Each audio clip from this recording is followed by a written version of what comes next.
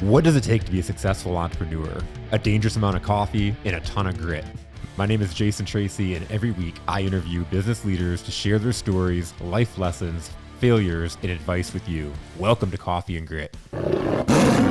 What is up? Welcome back to the 98th episode of Coffee and Grit, and we have another difference maker in the studio today. I'm super excited to dive into his story. And so, man, 98 episodes. Can you believe it? We're on the countdown now, and I'm super excited. 100th episode, I have someone that has known me for the majority of my life, and we're going to really dive into some cool stuff and share his story as well. So we're ramping up here, so super awesome.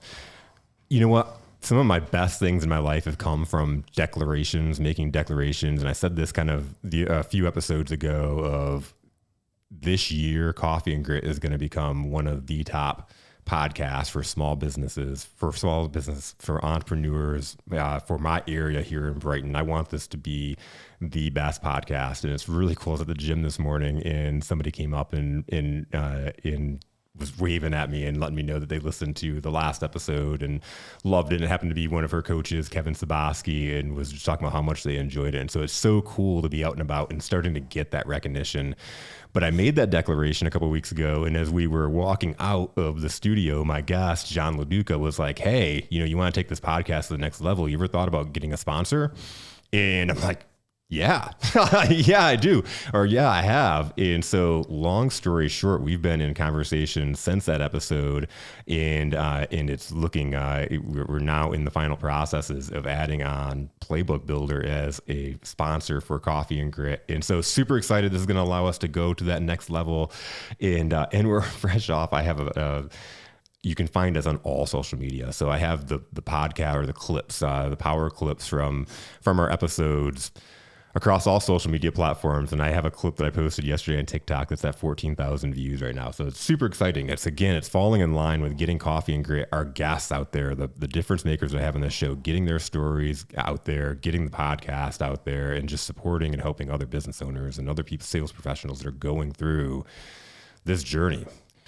So speaking of difference makers, again, I have Brett Duprey in the studio today. And so I talked about fits in whatnot. So SiriusNet is a fantastic group, fantastic organization. And shout out to my friend Steve Ziskowski. I know listening to this, and this is his organization, and he's grown this thing to be a phenomenal personal development organization, a phenomenal place for other business owners to get together, to learn how to network, to meet, and to really build your resources. And the guy I have in the studio today, I was able to meet through SiriusNet, and I've heard his story a couple times. We do 10-minute presentations in our group, and he's been able to be a 10-minute or a speaker a couple times. So I've heard parts of his story, and it falls in line with the guests that I have on Coffee and Grit, with finding that purpose, passion, having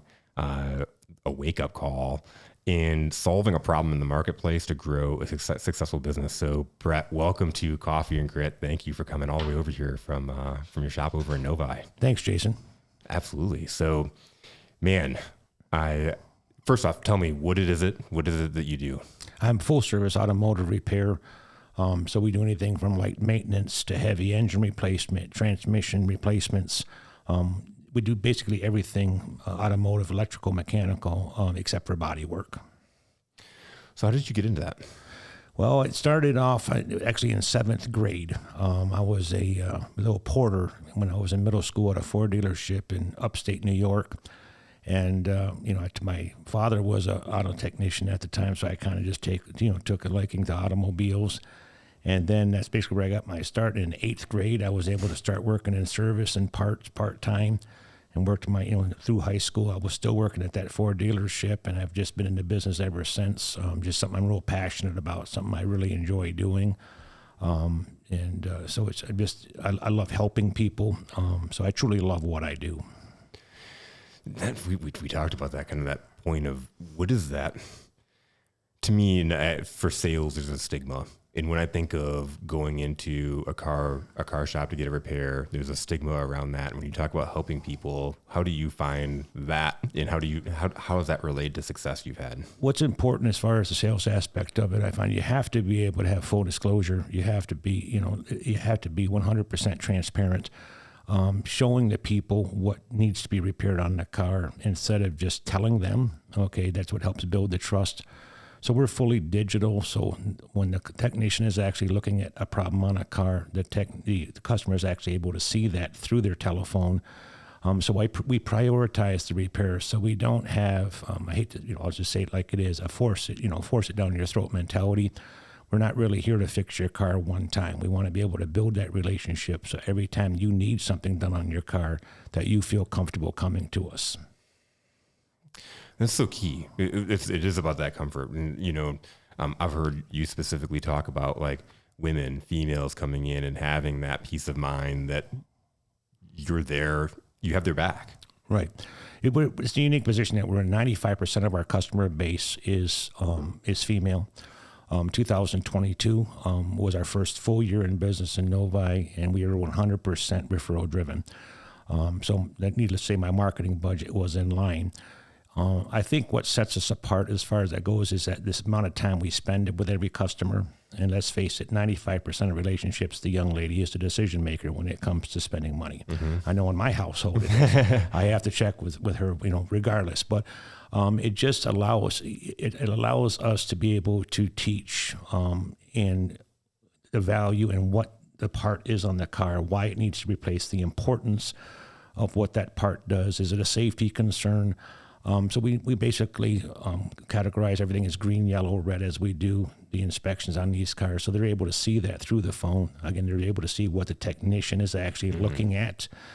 And it just builds value and it builds trust, and we want to address the things that are obviously in red that are safety concerns. And we just spend an additional amount of time with each customer. And I think that's how we've ended up with so many different, so many female customers. We're blessed, to have the customers that we have, and being that 95% of them are female of all ages. So I was basically concentrating the guys 10 miles how the bird flies around the Novi area. It's kind of exploded. So we've got Canton, Northville, Plymouth, Farmington Hills, Livonia, Royal Oak, Ferndale, St. Clair Shores, West Bloomfield, Mount Clemens. So we have them coming from all over the place. Wow. How do you, is it word of mouth? Oh, it's all word of mouth. 2022, we were 100% word of mouth. Wow. Yeah. Wow. And then how do you keep track of that? I track everything that comes through. So how it's important. How did you hear about us? Who told you about us? Did you find us on Google? It's all about somebody just telling them, and that's what I'm finding out. So yeah. We have some larger accounts, but I don't count those as well. It's just as far as the actual customers that come in is the ones I track. I track everybody.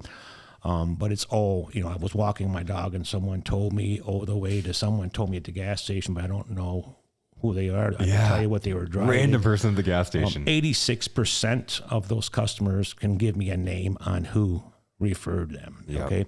And about 20 every bit of them, but 25 to 26% of them have never been to my facility. It's just that they've heard from somebody else. So that's incredible. That is the true way to grow a business, because we talk about it's not just about saying it.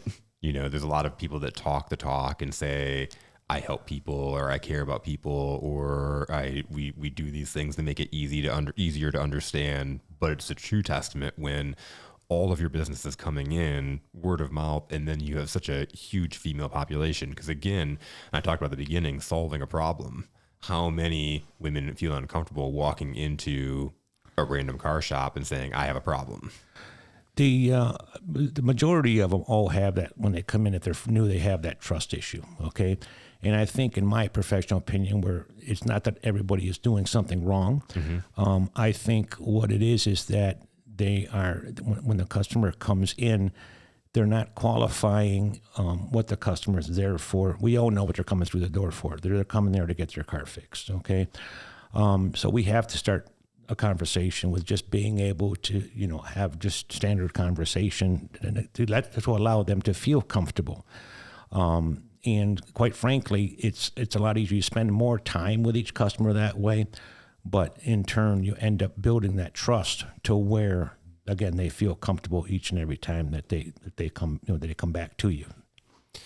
What you said is so key there, and it's literally just listening, right? It's asking the questions and listening and having that conversation, and it takes a little bit longer, but you're probably more efficient at the end too because you have more of the information. Right. You have to just basically hone in and practice your listening skills. I have found through my career, above the age of 35 years old, we all tend to lose some of our listening skills. So it's basically just practicing that concept and those principles in your business affairs, and just being able to listen to the customer.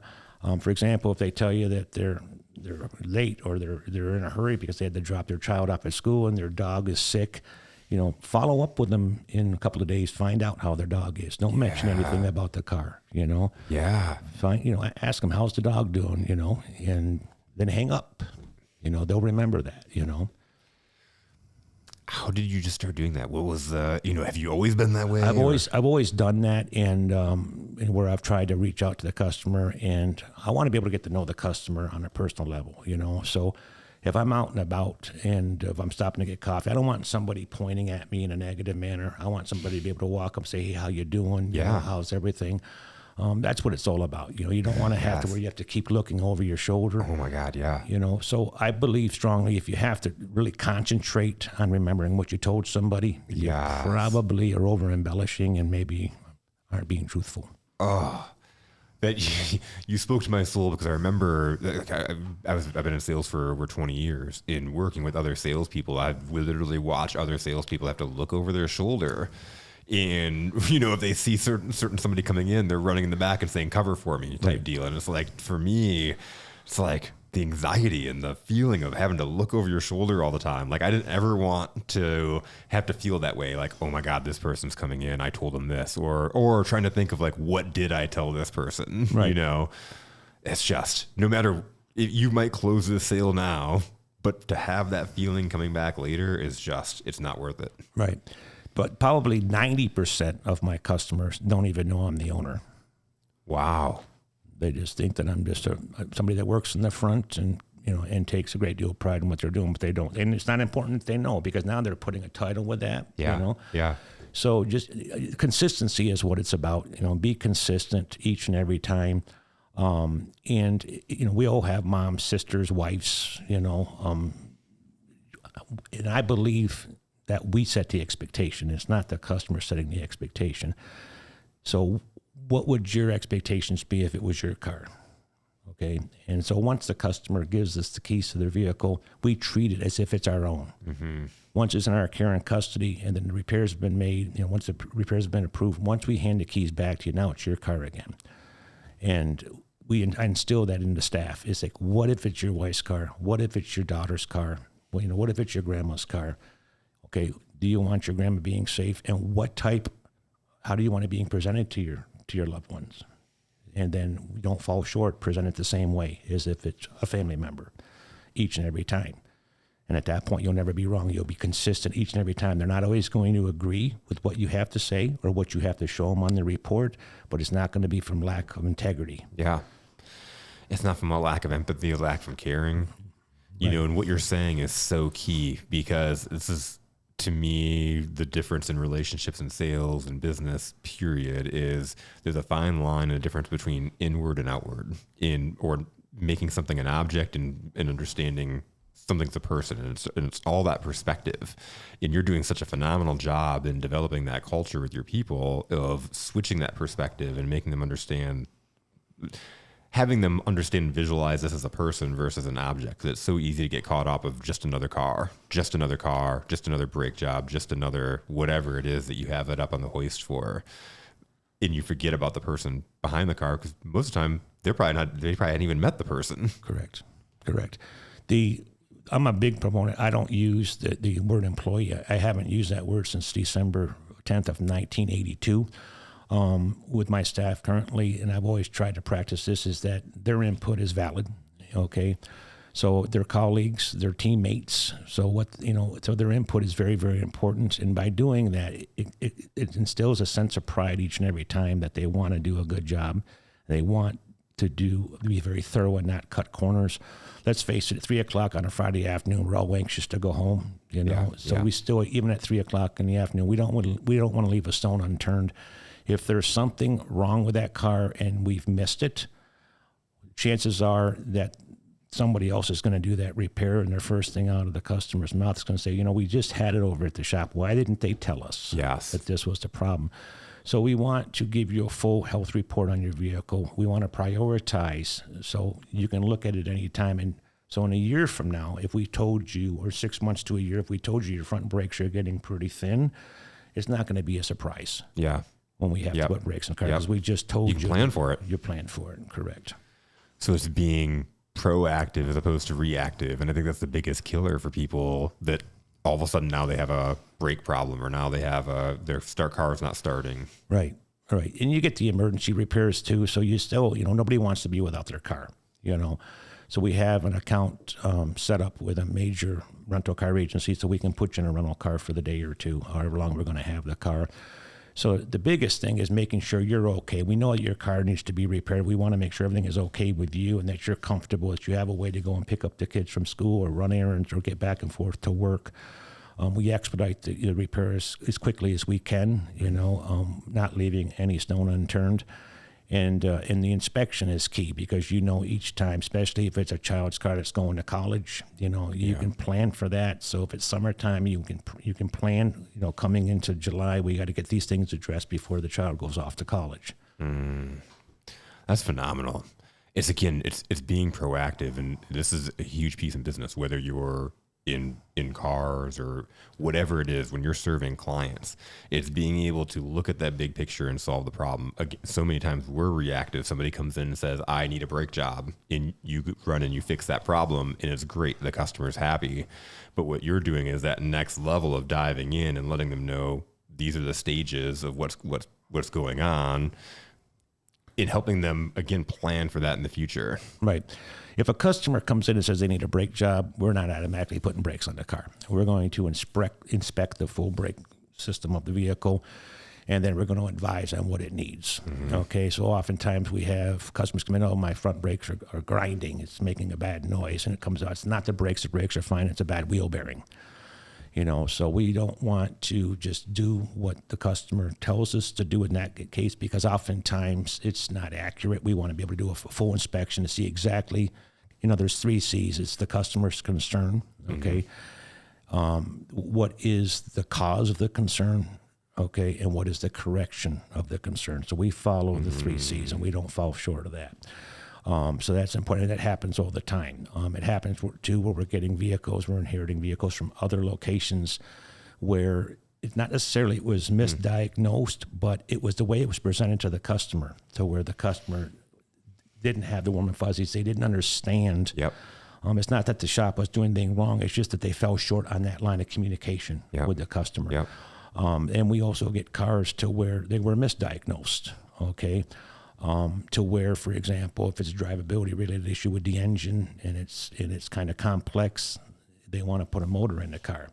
Well, yes, the motor is going to fix your problem, but it wasn't the most cost-effective way to repair the problem. So we run into that quite a bit too. But what's important in any business, in my opinion, is that you have to have the trust. You have to be able to be trusted.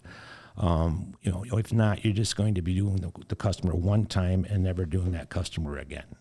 So if they have a good experience, they're going to tell 3 people. Unfortunately, they're just not going to tell them today. They're going to tell 3 people over time. If they have a bad experience, they're going to tell 12 people, and 3 of them are going to know before they leave the parking lot. Yep. And everyone they tell is going to over-embellish and add insult to injury to make the situation actually sound worse than it actually was. Yep. And if someone like 5 years from now brings up a story, brings up your name, talks about a car repair, that they open up that wound and tell that story like they were in that parking lot today. Right. If someone's been wronged, they could be 20 years from now telling that story and be in that situation like they were still sitting in your parking lot, still mad. Right. And then the important thing is that the door opening obviously is huge. It's very important when the customer opens the door to come in, but it's actually, to me, more important when the customer is leaving. What type of experience did they have? Was everything explained to them? Okay, was everything actually broke down per job line on where their money went and why it needed, again, reiterate why it needed to be replaced? Do they understand the inspection that was sent to their phone? Go over that, even if it takes a half an hour, go over that with the customer, because that is something that's they're going to remember. Yeah. Okay, so when they go out to get in the car, they have that comfort, they have the warm and fuzzies.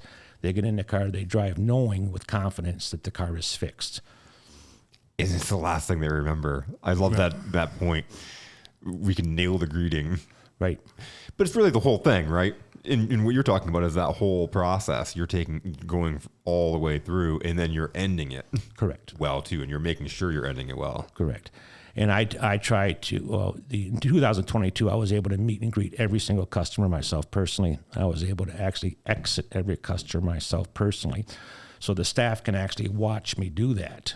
So if I'm, for example, I'm not there now, obviously, but I can feel comfortable that they're going to treat that customer from the time that door opens until the time the customer leaves the same way if I was handling it. You're setting the example. Right. It's like one of those things is, one, not having that employee, like the employee mindset, but you're leading and you're not going to ever ask them to do something, I would imagine, that you wouldn't do yourself. Correct. So they see me clean the toilet or mop the floor. They don't have to be bashful. They can do the same thing. Mm-hmm. Mm-hmm. So you have to lead by example. How did you, I guess, what was the catalyst to start this? You've been in this for, you've been doing this in seventh grade. Yep. It's something I've always wanted to do, but long story short, in January of 2018, I suffered a life-threatening heart attack.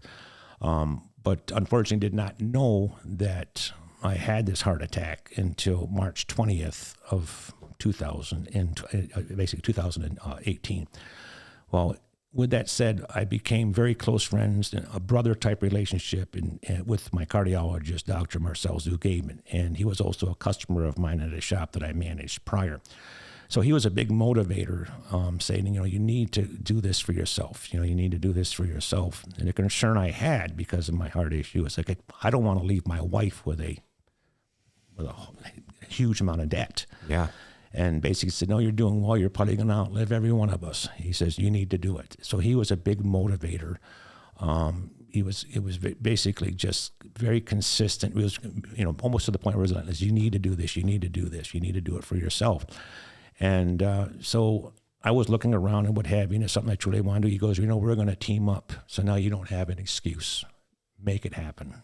So if there's a story basically online where you can actually go on and read the story on how we got started. So the MD is basically his first initial and my last name, but we can use the MD because he is a doctor. MD, yeah. But the main thing is that the story behind it, the MD is basically part of my healing process, because he saved my life. So it's how basically the roots and the story on how we got started. And so like the significance of 9. So basically the number 9 came into effect. And if you look up when you get a chance what the number 9 means. So when I was first brought in the hospital, I was put in room number 9. It's 9:09 a.m. on the 24th of March. He took me in to fix my heart. At 4:09 p.m. I was fitted with a life vest to go home. And at 6:09 p.m. I was discharged from the hospital. Wow. When I was brought to a different hospital to put a device in my chest, basically to babysit my heart, and I have an ICD. I was brought in at 6:09 a.m. and at 1:09 p.m. discharged to go home. We opened July 9th of 2021. At 11:09 a.m. the day prior, I received my certificate of occupancy. So there's 9 goes. We tease each other about that. So we're very close friends. We're like brothers. But he was the big motivator and made it possible for me to be able to do what I did. Wow. So you knew him from your past job, and then when Was it a coincidence that he ended up being your doctor, or did you know because he was your client? No, they actually, and he's very humble. There was other doctors that would not touch me. I guess it was quite a bit of damage done to my heart, so I had to actually wait 4 days in ICU. And then he came in and did what he could do. So I kept asking. So I'm Google MDing. I'm saying, who is this guy? So they were comfortable him of doing it, because they felt that when he goes in, he's going to be able to do what he can do, and then remove his devices instead of going into a conference room and putting their heads together and then bringing me back in. Yeah. So, but actually, I've done well. My heart has actually gotten better. Just a blessing all the way around. So, he's just a real special friend. So I'm just glad to have him and his family in my life. Wow. Like, again, from that level of he took you on when a lot of people wouldn't. Yep. Saved your life, and then was that motivator. Is like, now you're here. It was a huge again, it was a deep concern. I mean, it's like, okay, because I've always made a decent living in this business, but it was, just him, just reassurance that you're going to be fine. You're going to basically not telling me to do it. You're going to do it. Basically, is what his words were. And then he said, we're teaming up, and then I'll never forget. He goes, you don't have any excuse now, so you should just make it happen. So. Okay, so you have that conversation, and now you have a partner, and there's no excuse, and you can go out and live your dream. What do you do? What's the first thing you do? I started shopping I wanted to be in the Novi area because, I do a lot of case studying, and just because of the demographic and the different areas that you can pull from, just in a 10-mile span, how the bird flies, you can pull in some really strong demographics. So it was important. Well, I wasn't successful finding property in that area. So I had looked in the Waterford area, had found a place in the Waterford area, and it was best that I didn't take that. And so I was driving through Novi one evening, and I found this place, and they weren't even advertising for it. And I'll never forget, I told Dr. Zughaib, let's go by and take a look at it. He went by and he looked at me like, okay, you must have hit your head. You're gonna do what with this building? And so I brought my wife up there, and I was sitting in front of the place, and I said, I'm going to make this an automotive repair shop. And she looked at me, I'll never forget the look. She goes, you have definitely lost your mind. It was in bad shape. So I said, okay, I'm going to just go in there, and, we're going to get the crew that we need, and we'll make it look new. And so even Dr. Zughaib said, well, it'll be September before you open. I said, no, we're going to be open, May 10th. And, that didn't happen. So I was basically 3 months behind on opening, so it was real stressful. But the city of Novi was very, very supportive. They've been fantastic. I mean, absolutely fantastic to deal with. So we were 3 months behind on opening, so we opened up July 9th of 2021. But you still beat that September. We beat September, and then on August 15th of 2021, we had our ribbon cutting ceremony.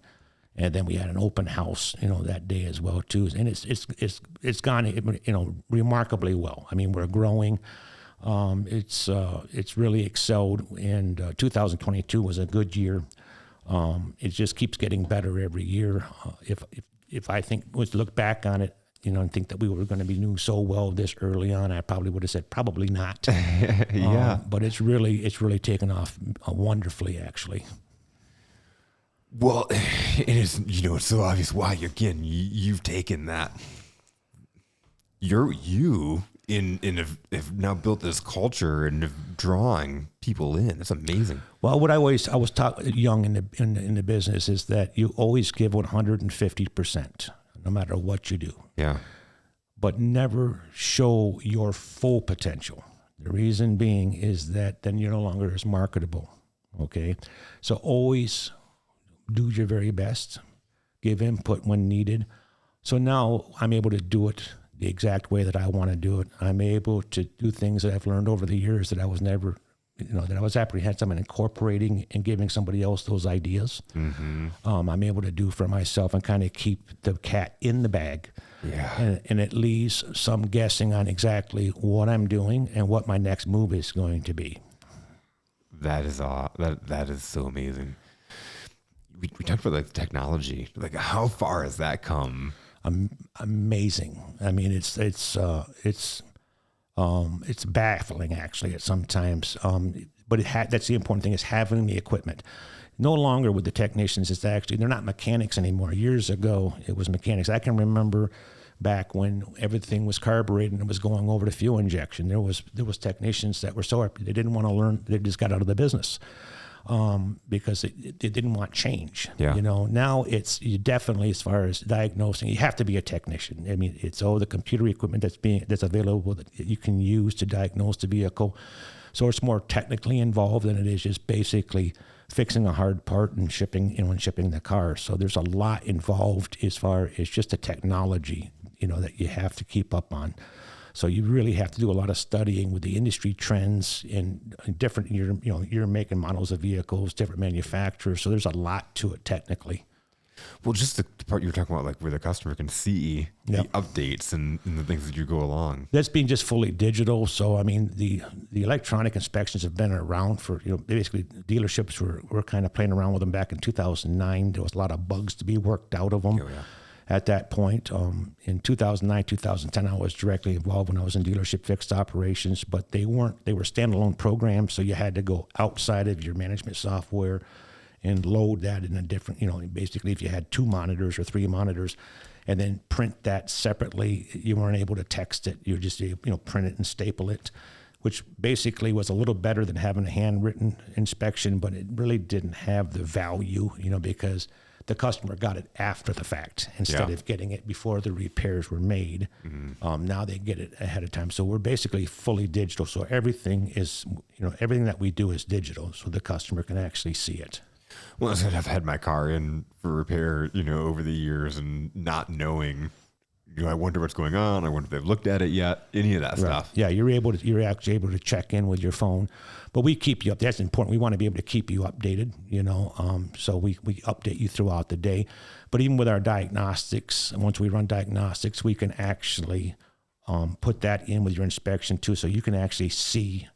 Some of these codes are going to be Greek to you. You're not going to understand what they mean. Yeah. So we actually put the definition of what our findings are next to that code, so you can see exactly and why. You translate it. Right. We translate it basically, so you have an understanding of what is going on with the car. That's awesome. What a service! It's phenomenal, and it's I can just see you blowing up. And I know you talked about what does that look like for you as you grow? What does growth look like?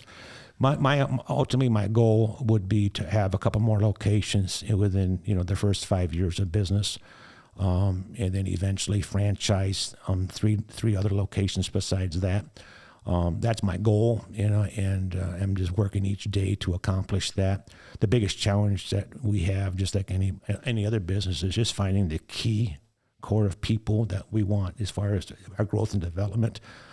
Because of the culture that we have, that's just hugely important. But then again, it's just getting the proper help, Yeah. What types of people are good fits for your culture and your organization?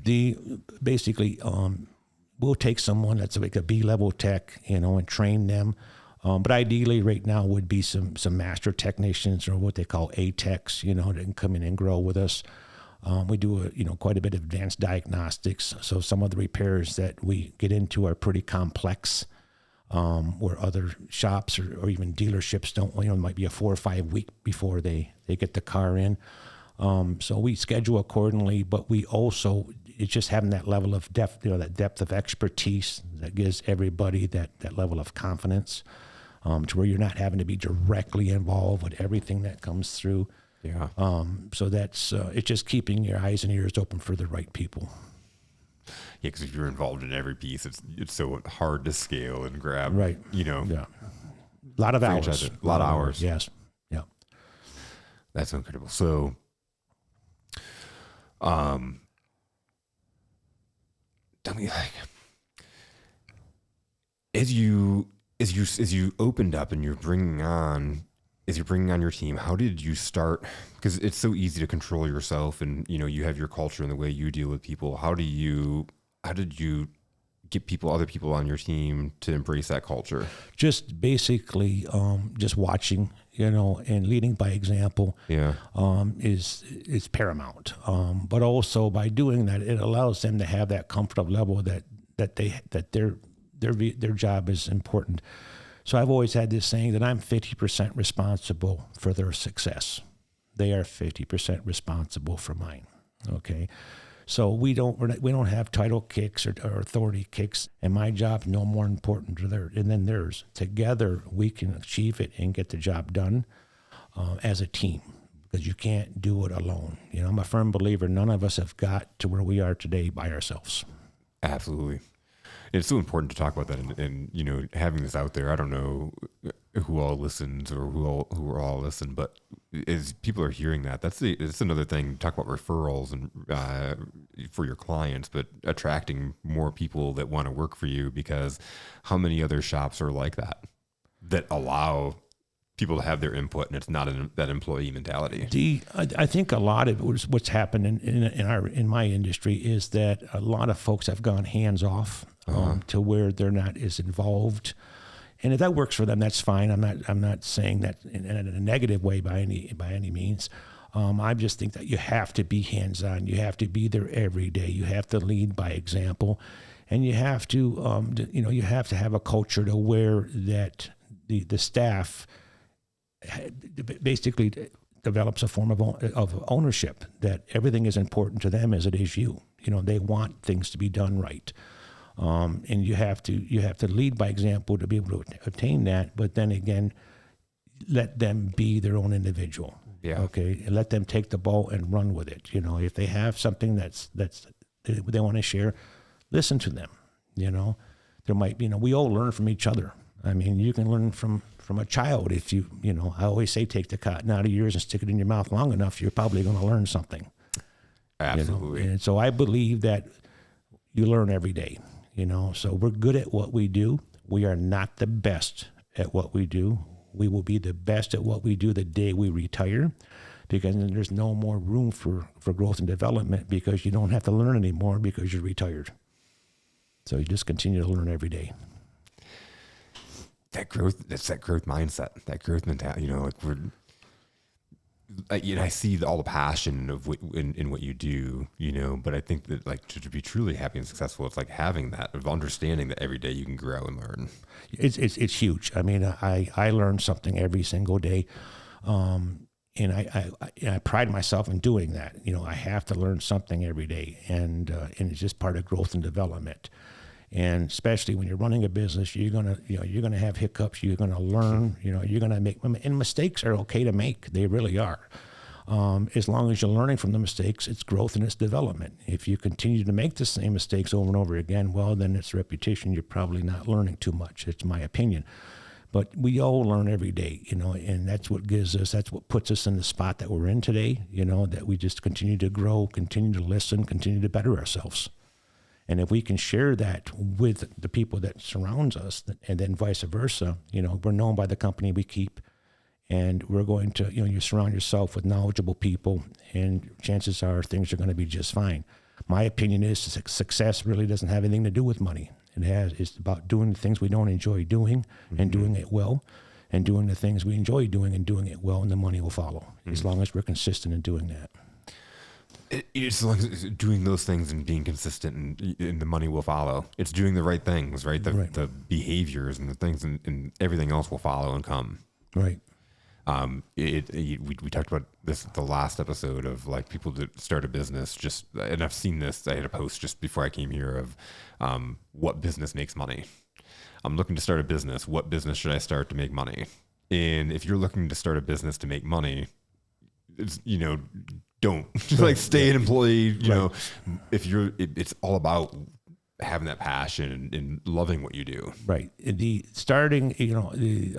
best advice I've given somebody that's going to start a business is that it's an investment. Okay. And it's just not a monetary investment.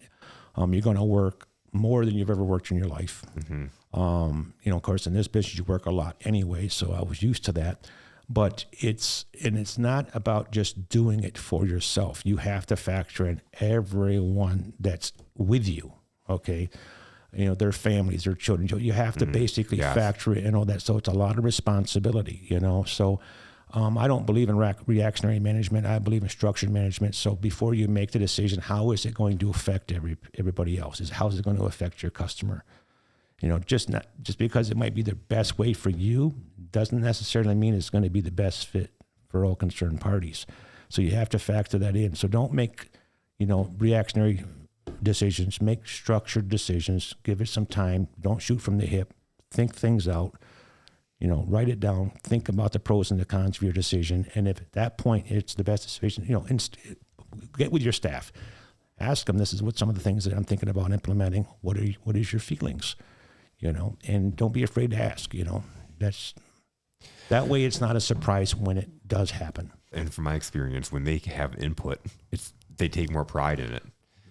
And they're seeing things from this level, right? They're on the ground level. A lot of times they're seeing things maybe that you're not even able to see. Correct. And everybody has their own different perception and everything. So you might have somebody in your team that sees something or thinks differently. And if you allow that space for them to be in the conversation, to understand the plans, to have feedback, and to have, your company gets better because you're listening and you're able to learn from what they're seeing, and then they're just empowered, and then again you'll attract more people. I can guarantee you're going to get referrals for employees, right? And that's what we're hoping for. But it's just letting them have ownership, And in other words, it's huge. Let them make the decisions. If they need, they let them make decisions, and they're going to make a mistake. Okay, and sometimes it's best to let them make the mistake. Okay, unless it's going to be a very costly mistake, kind of nip it in the bud early. But if it's just an innocent mistake, let them make it. Mm-hmm. Then we can discuss what can we do the next time to avoid this from happening. Okay, because we all make mistakes. So allow them to make the mistake because it's going to help with their growth and development. How did you strengthen that muscle? Is that something that you've always just been like, great, go make that mistake?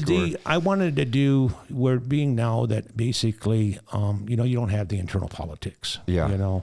So I can basically let it run its course, without having someone else's negative input, Yeah. And it's working out, you know what I mean? And it's I have to put myself in their shoes. Okay. I don't want to be micromanaged. Oh, for sure. I don't want to have somebody breathing down my, over my shoulder. Yeah. Yeah. I don't want someone treating me like they're above me. Yeah. And just call it parallel accountability. It's huge. You have to have the accountability, and you have to be consistent, and with that, you'll have positive growth and development. I have found that out throughout my career. I'm finding it out now. But again, we don't want to have someone to come in that's going to not fit our culture on what we're trying to accomplish either. We have a very relaxed atmosphere to the point where we have customers. Even we have a large fleet account that we take care of. The gentleman mentioned last week when he came in, he goes, "You guys are always so relaxed. Mm-hmm. You're busy, but you're relaxed. You're not all hyper and running around and short, and and because that's important to us. Yeah. We could be the other way, but what's it accomplishing?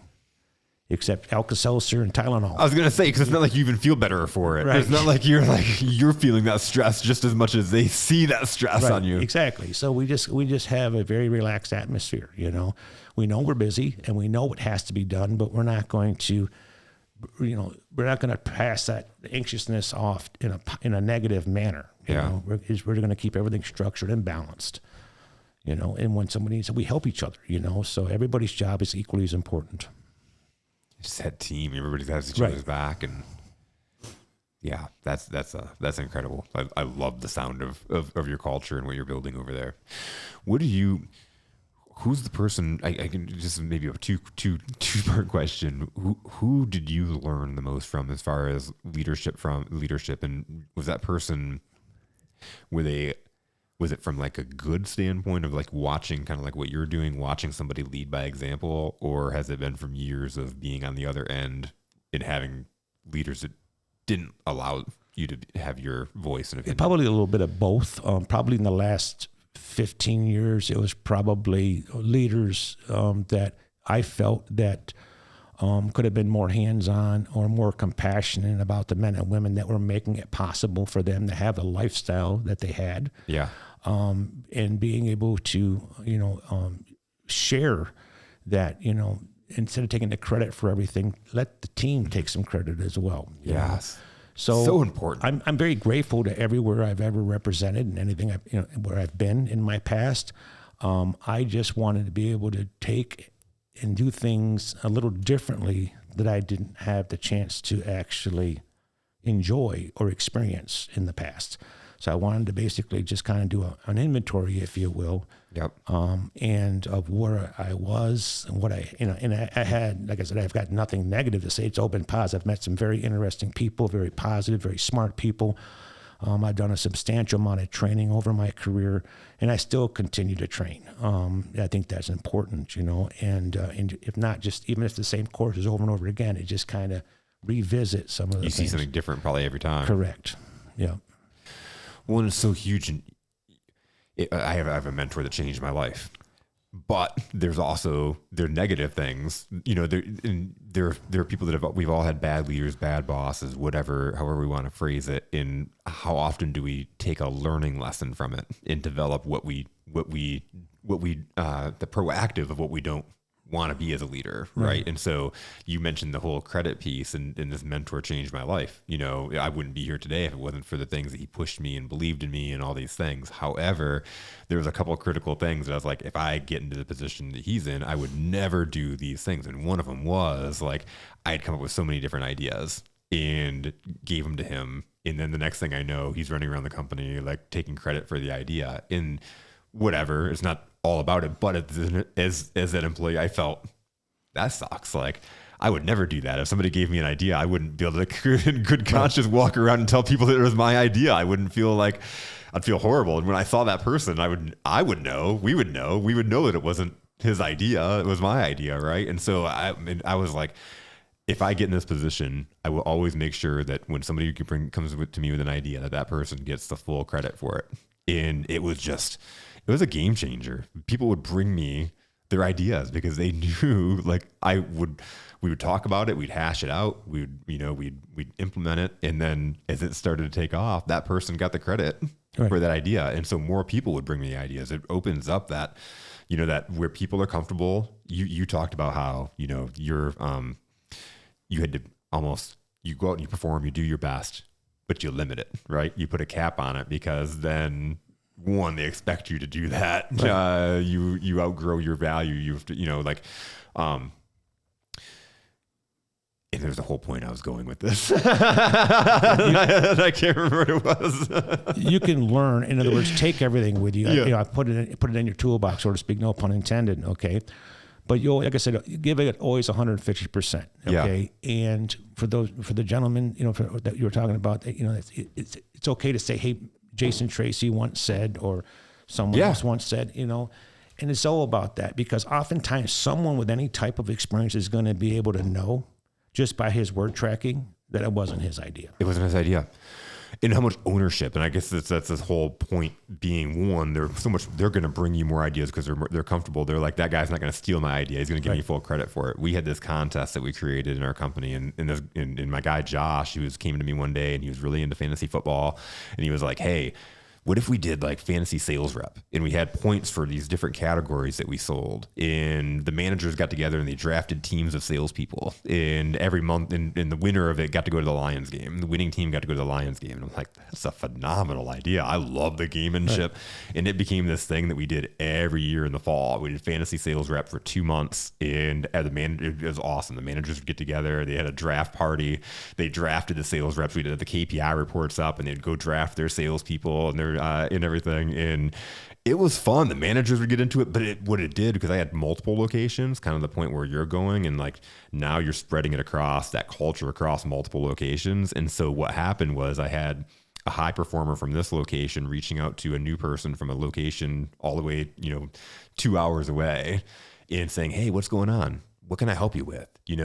And like training and mentoring that person because they're on their team. And so we got so much cool teamwork and collaboration. We always had our best months in those times. And then the winning team just had a blast. They got to go to a Lions game. They did this, team bonding. I got to go. So it was all fun. And it was something successful every single year. And Josh knew, everybody in the company knew it was Josh's idea.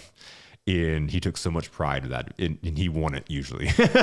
He was usually on the winning team because he took so much pride in it. Well, you took something serious and made it fun. Yeah. And that everybody had a sense of participation in that, so that's huge. It's just getting everybody's input, making it fun, and the best compliment, and I tell my staff, the best compliment you can give me is when you tell me you want my job. Mm-hmm. Mm-hmm. I don't never take that in a negative way. That's the best compliment you can give me, is telling me you want my job. Absolutely. Especially with the goal and the game plan of growing your company, right? You want to develop more leaders to be able to grow this and take them and put them in their own spot. Correct. Yeah, correct. I tell them all the time. Then when you come in here and tell me you want my job, it's the best compliment you can give me. I had this of a client that I come in and I sit as a fractional sales leader for my client, for a few of my clients, and I started this in July with a client, and one of the salespeople, I was asking her, what are your goals? What are your, what do you want to be? And she was a leader. She was the sales director at some point. She stepped down because she realized that she was not right time for her. She needed something more to mentor her. And so when I came out, the first thing I said is, where do you want to be in this seat at some point? And she was like, does that make you feel uncomfortable? Like that I would want your position? Like, absolutely not. One, my role is to come in, push this company in a better spot. And if you want that, then I can give you the tools, the resources, the coaching, the mentorship to help you get there. And I know what route we're going. It's never, the right leader is never going to be intimidated by somebody that wants their job, because the right leader is going to realize that we're all going to continue to elevate. Right. And even if that person outgrows you, awesome, because you just mentored and helped somebody that then went on and did great things. I agree with that wholeheartedly. So something really cool too. This was a couple months ago. We were just talking before a SiriusNet meeting, and you mentioned that you knew my wife, Gracie. Yes. I was like, whoa, this is a crazy small world. Right. I love how that happens. Yeah, I met Gracie when she worked at the local motorcycle shop, and I was always impressed with her level of customer service. So it's basically, now you can put one and one together. Obviously, you're in sales consulting and stuff like that. So it's evident, just by listening, getting to know you, that some of you have rubbed off on Gracie as well, and probably vice versa. You've probably learned from Gracie as well. I've probably learned more from her than her. But she's just a phenomenal young lady. She was always very consistent, and that's what, that people have been in business for a long time, or have been involved in a business for a long time, or management. They can pick up on that kind of stuff, So you can tell she's had, quite a bit of training over the years, as far as, with her word tracking, the way that she talks to people, just the way that she conducts business. And that's very refreshing to see, that someone that has taken their training, and it's made something serious out of it, and is following their career path. That's what it's all about. And you don't see that as consistent as we once did. Because I think everybody feels a little bit entitled, where they want to, start off a little bit more than where they need to be starting off at, you know. So it's refreshing to see that. So I was always impressed at how she conducted business. She definitely, hands down, was the best in that particular location. So I'm really glad that she's doing well and was able to kind of spread her wings and get involved and do her own thing. Me too. It was one of those things, and I told her when I was like, it's time for you to quit, because she was going around from dealership to dealership of companies that didn't appreciate what she had brought to the table. Right. And I'm like, you've done so much for all these other companies. It's time for you to do that for yourself, and not be to be capped. Right. You can now go and continue to be fully you. Right. And I think it comes down to that piece that you identified so much, that me and Gracie both really connect on, is understanding that person as a person. It's not a sale. It's not just another bike or another car going out the door. It's not it's not another number. It's not a dollar sign. It's another person sitting across from me. It could be my mom, it could be my dad, it could be my sister, it could be my brother, it could be me, right? And if that was the case, whatever it is that I'm selling, like if I sold cell phones, and I would did really, really well with elderly people. Most people in my industry hated it when elderly people walked in because they'd have so many questions with their technology. They wouldn't buy the stuff, right? I looked at every single person that came in as my grandma or grandpa, and I would relate to that, and I would have patience, and I'd ask questions, but I also sold far more to those people than what anybody else would. I was getting those people into texting phones before anybody else was. I got those people into smartphones before anybody else did, because I was also able to relate to them how I could help my grandma. Right. My grandma was able to get text messages and pictures of her grandson, and like all these great grandson, all these different things. We were able to text throughout the day when we couldn't necessarily talk, and so I was able to relate that in our conversations. It's just thinking about people just like you would yourself or your family member. How would you want them treated? Or just taking them into account before we take ourselves into account. Absolutely. And that's important, and that's few and far between anymore in regard. I've noticed in any business. And hopefully someday it comes back to that. But the ones that are practicing that in their business philosophy today, it's going to be very beneficial here in the next 5 to 10 years. It's the secret to being the difference. Right. It's so easy. We make it so hard. This whole entire episode has been the secret to being the difference. You shared it, and you said that you identified it very early on, that it's just literally thinking about someone like it would be what would you want to be done if it was your car? What if that was your mom? Right. What if it was your sister? How would you want them to be treated, and how would you want that car to be treated? And then just going out and doing that, because we all talk the talk, or there's so many people that talk the talk. It's literally going out and walking the walk. Right. And doing it consistently each and every time. Yes. Consistently each and every time.